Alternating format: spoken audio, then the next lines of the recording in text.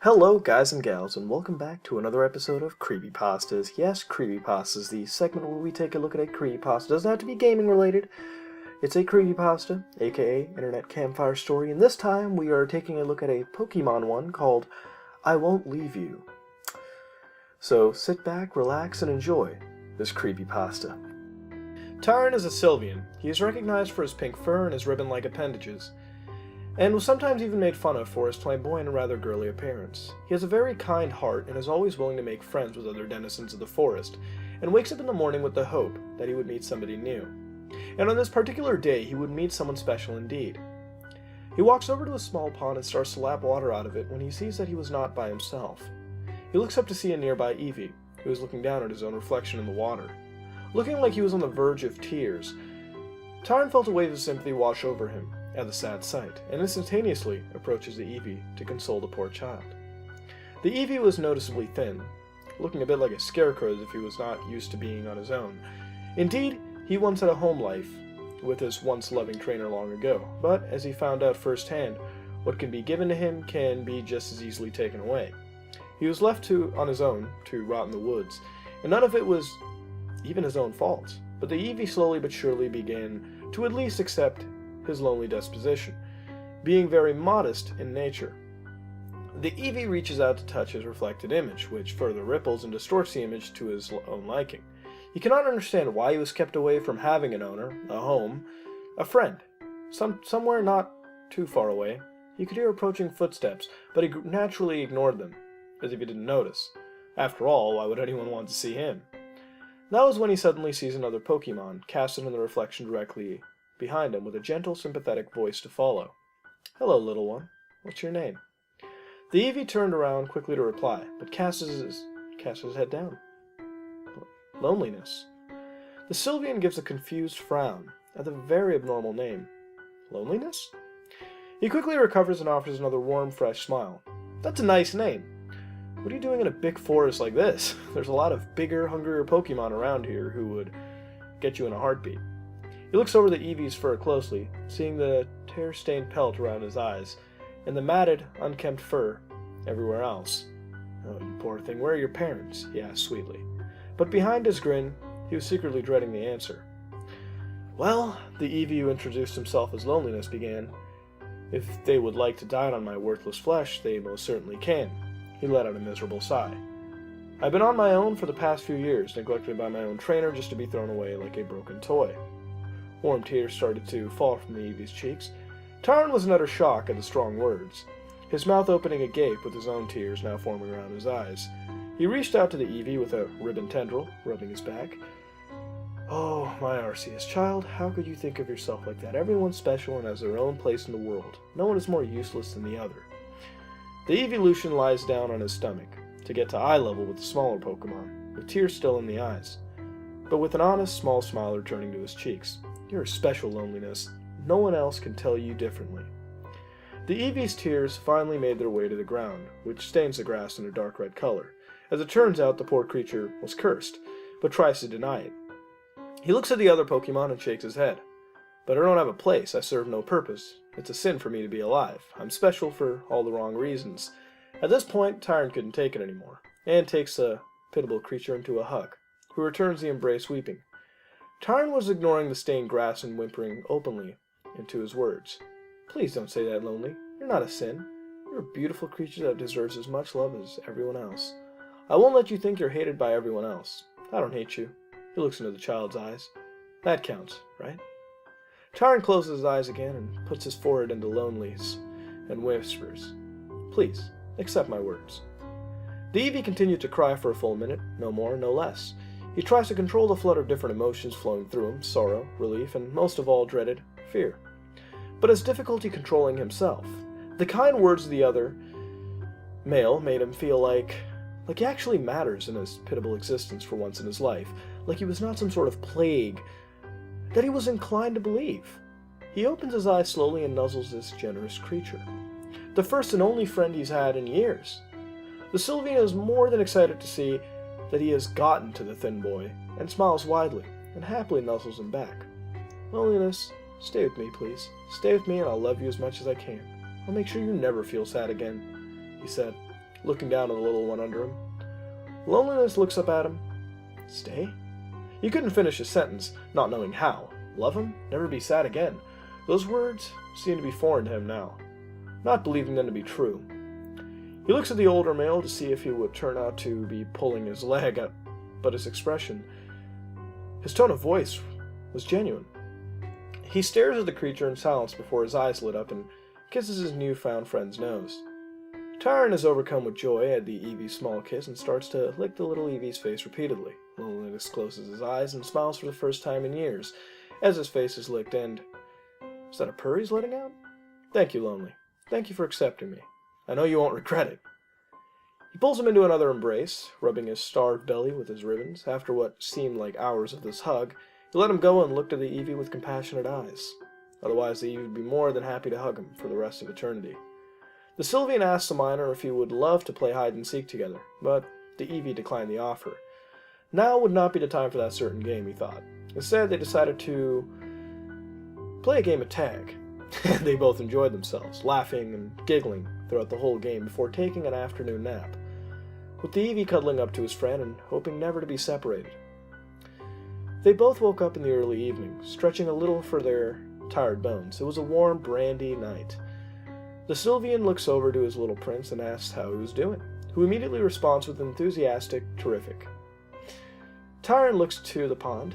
I'm going to catch us some dinner, be right back, and kiss his friend's forehead motherly before walking over to the body of water.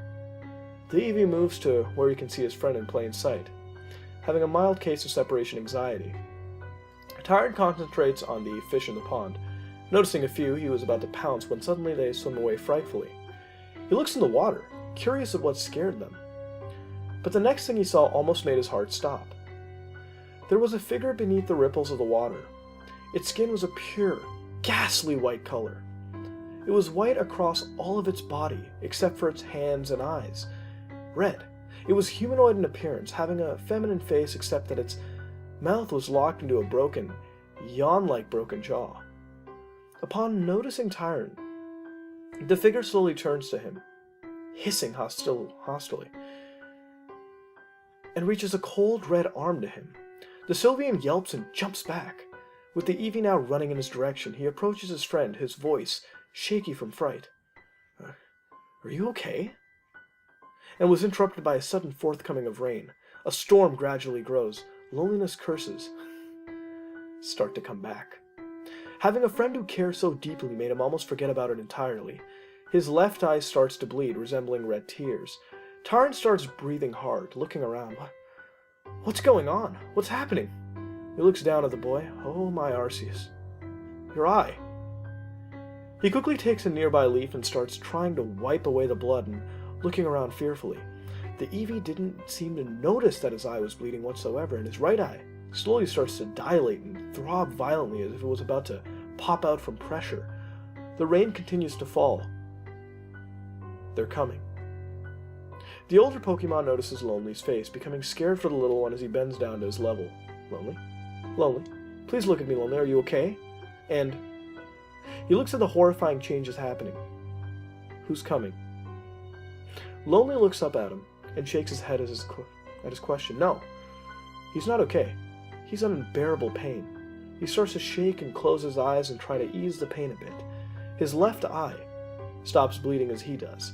Tyron looks a bit reassured at that until the Eevee opens his eyes. Tyron's jaw fell to the floor and his heart sank. The Eevee's right eye was gone.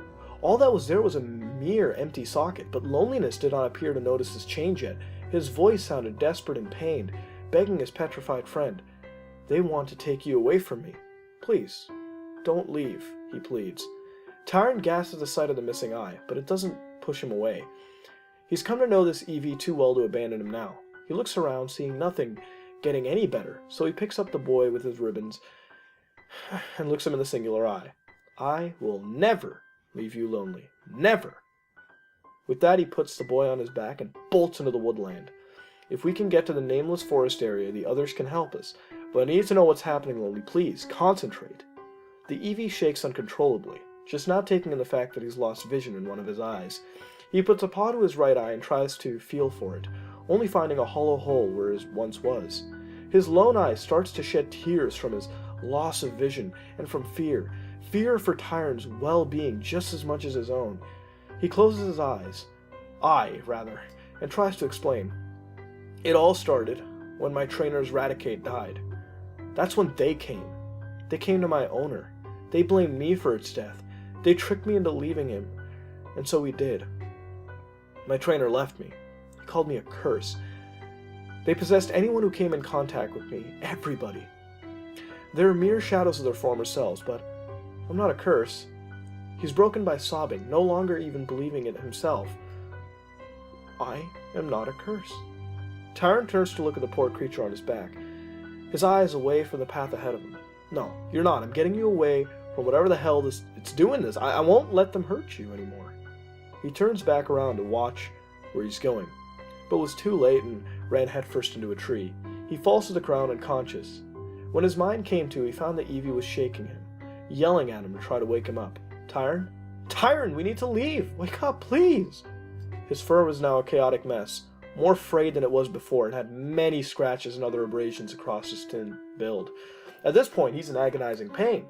Tyron lifts his head up, swearing not convincingly to his friend that he's fine, and rises to his feet. He shakes his head and tries to clear away his drowsiness, with some success, and takes a glimpse at the Evie, horrified. Lonely, he groans with tears in his eyes before cursing the empty, apathetic sky above him for the suffering it has brought upon the poor child. Damn you, you fucking bastards! Ugh! He puts the boy onto his back once more, but runs at a slow pace, due to his drowsiness and a throbbing pain in his head. Meanwhile, a cut opens on the Evie's head to partially reveal his gray matter. He holds back a scream and weeps into his friend's back in unbearable pain. Tyron finds it hard to concentrate on his destination, as he started to hear obscure words in his head about his friend. Monster, killer. He tries to clear his mind on these thoughts, but found it to be no use. He looks down at his paws and gasps as he found they'd become red. He was turning into one of those things that he found in the pond earlier that day. He let out a silent scream. Hate. Hate that monstrosity. He falls to the ground with the Evie in front of him. Abandon him. Make him suffer. As his mind screamed at him. No. No! The Sylvian suddenly yells out, looking at the young Pokemon. The Evie, now, has his friend's attention, having a look of surprise as he finds his friend in such a state. He opens his mouth to say something, or to, perhaps, scream. But he wasn't entirely sure which, but clamped it promptly shut. Probably the more wise decision for both of their sakes. He sobs, pulling on one of the ribbons, trying to make his friend move forward before it was too late. You're becoming one of them. You need to listen to me. We need to go to the graveyard. Tyron starts to get up weakly. Where is it? He asks, monotonously, concentrating every bit of willpower he has left into listening to and adoring the Evie, but finds it becoming harder to do, so with each passing second. Loneliness looks at him woefully. He was receiving his own messages and now realized what must be done. He isn't happy about it. It's in Pallet Town. We need to go to Pallet Town. The evolution nods solemnly, his color further draining as he starts to vaguely internally with the voice inside his head. Leave him. No. I love him. Why? He's a walking corpse and a murderer. He deserves no love. Everyone deserves love. His mind was starting to rip itself apart, and his internal struggle causing him pain. But he wasn't willing to give up.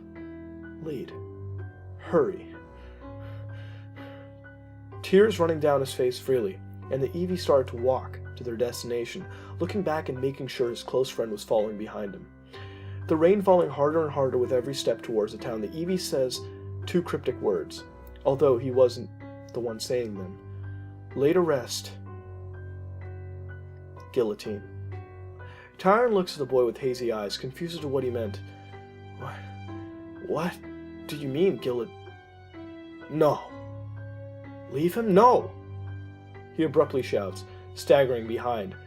But he keeps up with the Evie. Not that it was hard to, since the Evie was limping. His bright blue eyes stopped producing tears.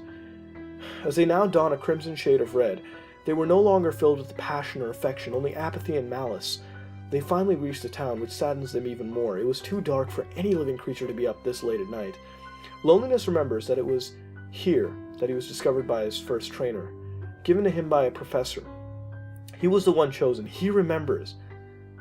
After his cousin picked out a Pikachu as a starter, his memories fade as Tyron asks him a question. Lonely? What do I do? Guillotine? What do you mean? Loneliness does not respond to his question at first, only looking at his friend with his lasting left eye in utter silence. Tears were falling at a heavy rate, gazing at his loyal friend for a while before pointing at a grave in front of them. It seemed to be new, as if it was just constructed on the spot. Engraved in stone was the Eevee's own name, the missing E and all. He was mute for a few seconds before he spoke out in a hushed sob. They want me. Tyron was staring at the gravestone solemnly in disbelief. Did you die? He manages to ask before his voice became a dark, dead tone. It wasn't his. If you did, you deserved it.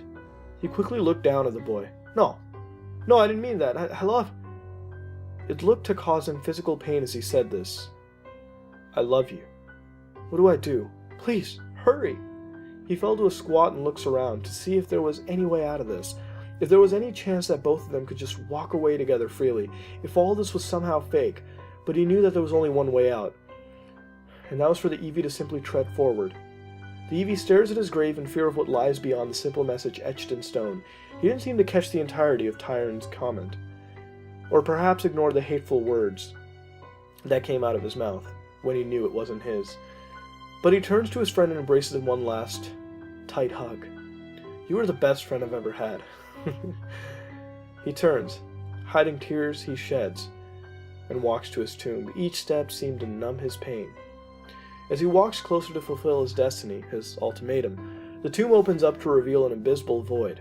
Whether it was heaven, hell, or somewhere entirely different, neither of them knew, nor did they question it. They knew that no matter where it led, it was somewhere beyond this life, and that this was their farewell. Loneliness stands out in front of the gaping opening and closes his eye.